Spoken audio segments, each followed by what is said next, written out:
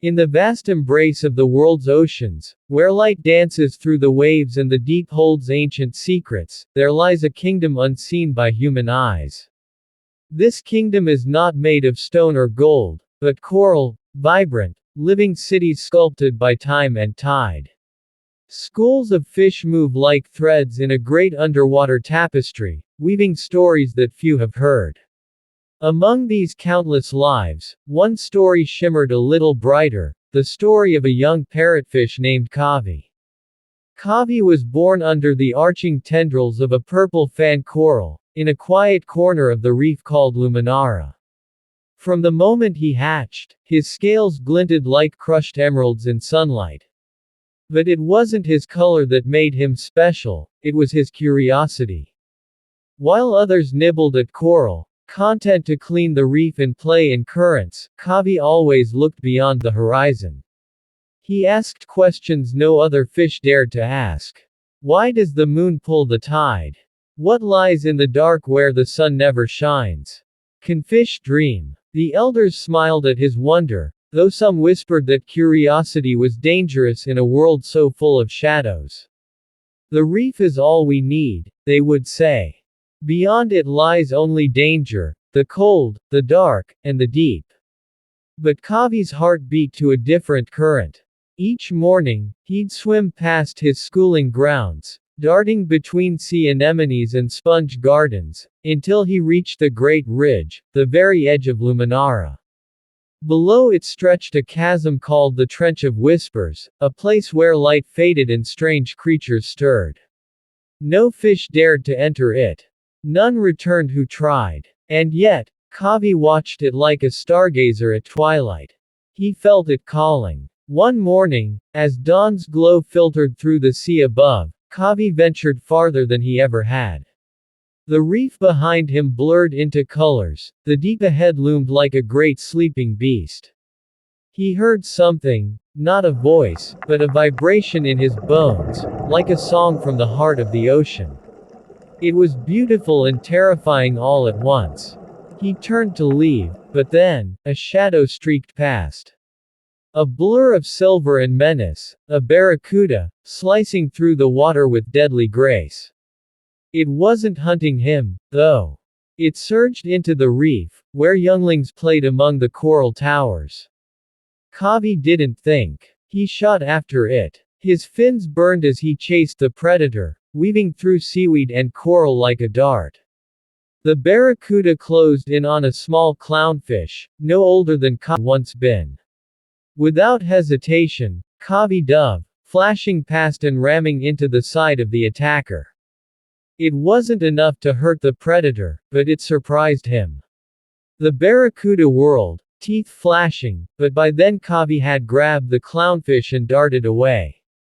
A maze of coral protected them as they fled, and the silver killer lost interest, slinking off into the blue.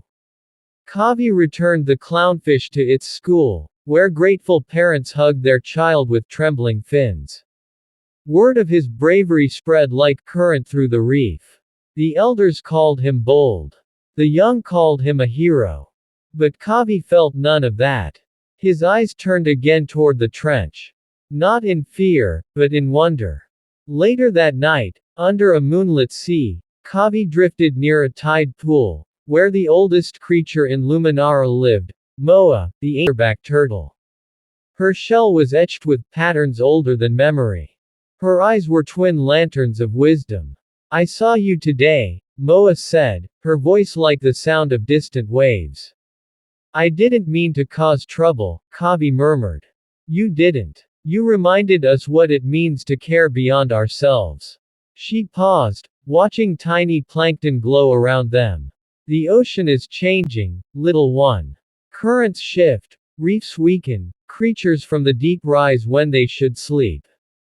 Long ago, it was told that one with a heart full of light would travel to the place where even whales dare not swim, and bring balance again.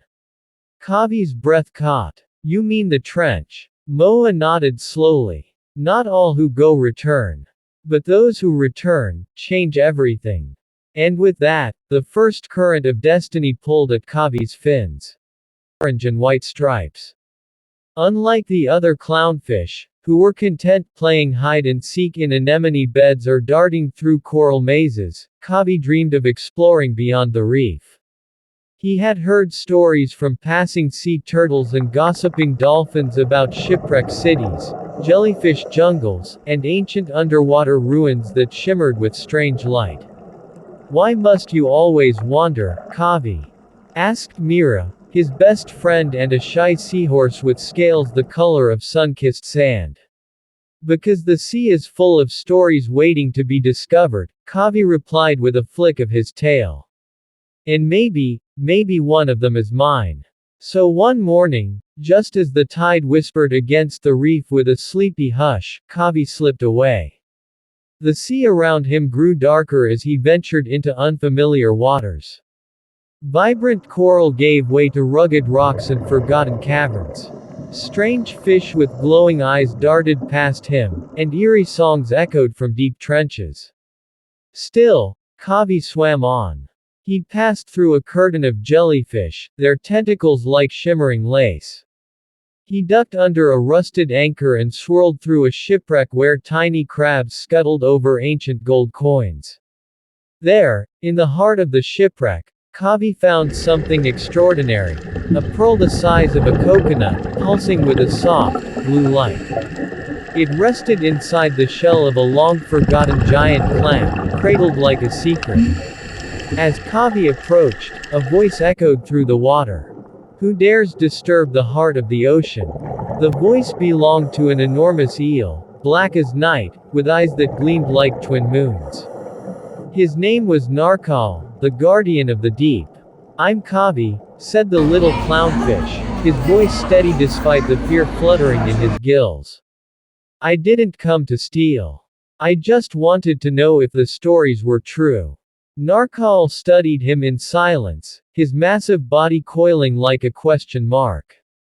"Curiosity is rare among the reef-bound. You have courage, little one. But courage alone is not enough. To protect this pearl, you must first understand its purpose." "What is its purpose?" Kavi asked. "The heart of the ocean is more than a pearl. It is the memory of the sea, the song of every wave and whisper of every tide. If it falls into the wrong fins, chaos would spread across the oceans." Kavi felt the weight of the discovery settle around him. He was just one small fish, but now, he was part of something much bigger. "Then I will help protect it," he said. Narkal tilted his head, surprised. "Very well. But beware, not all creatures of the deep wish to preserve the ocean's memory. Some wish to erase it." Suddenly, a shadow passed overhead. The waters darkened. From the abyss, a swirl of black ink rose, and with it came the whispers of an ancient enemy, Varrock, the Barracuda warlord. Varrock was feared across the seas. His jagged fins had torn through coral kingdoms, his fangs shimmered with the shimmer of stolen treasure. Long ago, he had tried to seize the heart of the ocean, but Narkal had stopped him. Now, he had returned. "The sea belongs to the strong," Varrock snarled, circling the shipwreck. "And I will drown its past to control its future." Narkal rose to meet him, glowing faintly with blue fire. "As long as I live, the heart will not fall." But Varrock was not alone. Behind him surged a tide of sea creatures corrupted by greed. Lionfish with poisoned spines, stingrays with crimson eyes, and moray eels in twisted armor.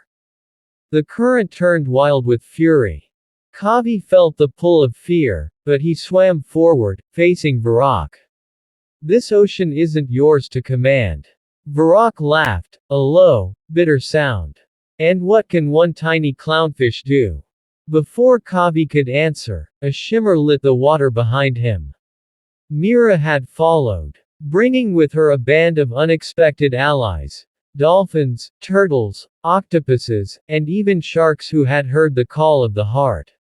"He won't face you alone," Mira said bravely. The ocean trembled as the two sides prepared for battle. And in the center, the heart of the ocean pulsed steadily, like a heartbeat calling for unity. Kavi is a young, inquisitive reef fish with a shimmering, bioluminescent mark no other fish has.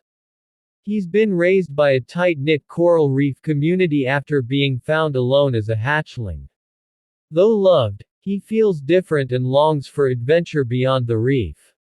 The elders share legends of an ancient realm deep in the ocean called the Abyssal Gate, believed to be a mythical place of origin and power. After a freak undersea quake exposes strange ruins near the reef, and Kavi's Mark reacts, he becomes convinced these legends may be real, and that they are tied to him. Despite warnings, Kavi secretly explores the ruins and finds ancient carvings resembling his mark. He begins hearing mysterious voices in the currents and dreams of a vast darkness calling his name. When predators attack the reef, Kavi blames himself for disturbing ancient forces. Outcast and shamed, he decides to leave the reef and seek answers in the deep. Kavi and his allies reach the Abyssal Gate, hidden in a trench ringed with bioluminescent glyphs. They must pass 3 trials: memory, unity, and sacrifice. In each trial, Kavi faces inner truths about fear, belonging, and the pain of loss. The maw breaks free before the final seal can be restored. In a massive battle across layers of ocean, from reef to trench, Kavi rallies former enemies and unites factions that never spoke: reefers, deep-sea dwellers, midwater nomads. Kavi realizes the final glyph is not a mark, but a choice. To save the ocean, he must willingly bond with the gate and lose his physical form, becoming part of the current itself, a guardian spirit of the sea. The current raged for just a moment, wild, sudden, and then it was gone, as if nothing had happened. The sand settled slowly, drifting back to the ocean floor like lazy snowflakes. Kavi clung to a rock ledge above the ruin, heart pounding in his gills. He blinked, stunned. Then, with hesitant strokes, he drifted back toward the half-buried archway. It was still there. Solid, silent, and unmistakably real. He looked down at his glowing mark. It pulsed once. Faint, curious, almost expectant. Kavi opened his mouth to call out, though he didn't know to who. But the sound died before it could reach the water. The symbols along the stone glimmered faintly, one after another, as if waking up. The spiral at the center flared, just for a second, bright enough to throw shifting light across the reef floor. And then, the ruin went dark.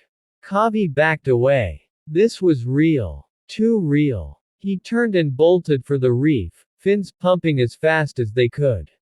His heart raced. His thoughts spiraled. The gate. The mark. The whispers. The ruin beneath the reef. This wasn't just myth. It was starting. Back in the reef, the day was fully awake. The coral glowed in lazy reds and golds. Cleaner shrimp darted between parrotfish, and juvenile tangs played tag through sea fans. Kavi tried to act normal as he passed through the busy lanes of the reef village. But his mark refused to dim.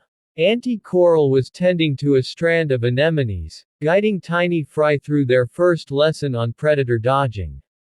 "Kavi," she said without looking up, "you're out early." I was just out past the spiral ridge," Kavi stammered.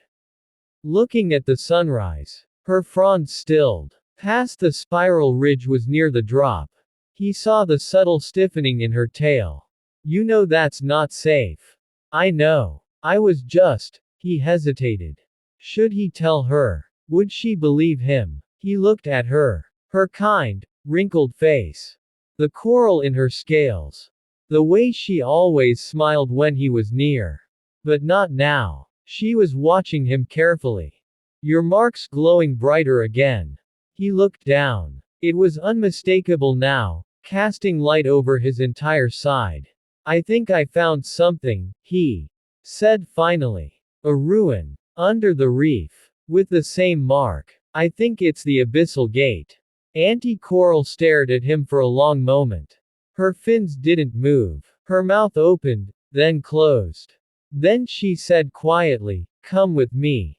Dash dash dash. They swam in silence through the coral corridors, past schools of gossiping reef fish and the rustling gardens of shelled mollusks. Toward the heart of the reef, where the oldest coral grew in towering spirals. There, beneath a thick cluster of fan coral, lay a cavern mouth, wide, dark, and edged with brittle starfish-like guards. Kavi followed her inside. It was a quiet place, cool and still. Soft glowing algae lit the walls. In the back, a great shell rested like a throne. And curled on top of it, was Old Shell. A sea turtle of such age that coral grew across his back like a mountain, and his eyes glowed faintly from decades of wisdom. "Well, well," rumbled Old Shell as they entered. "If it isn't the marked one." Kavi froze. "You know about my mark?" he asked. Old Shell chuckled, low and deep. "I knew your kind would come again.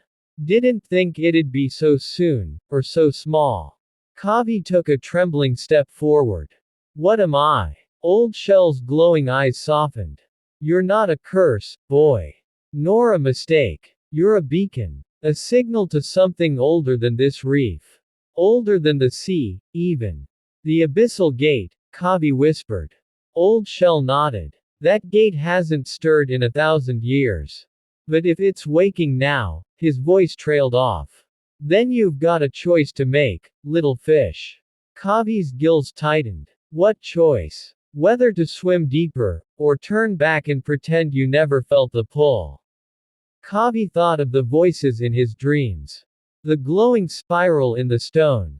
The ruin buried just beyond the drop. He already knew the answer. "I want to know the truth." Old Shell exhaled, a great stream of bubbles. "Then you'll need to leave the reef, Kavi. Seek the midnight trench. Follow the glowing currents. And find the other bearers. You won't be the only one." Kavi's heart pounded. "Other bearers. Others like you," said Old Shell. "Marked by the deep. Chosen by the ocean. If the gate is truly opening again, you'll need each other." Auntie Coral finally spoke. Her voice was tight. "He's just a hatchling. He's the only one glowing," Old Shell said. Kavi's breath came quick and shallow. His world was about to crack open like a shell. He wasn't ready. But he also wasn't turning back. "Then I'll go," he said. "I'll find them. I'll find the gate." Old Shell looked into his eyes and gave a slow nod.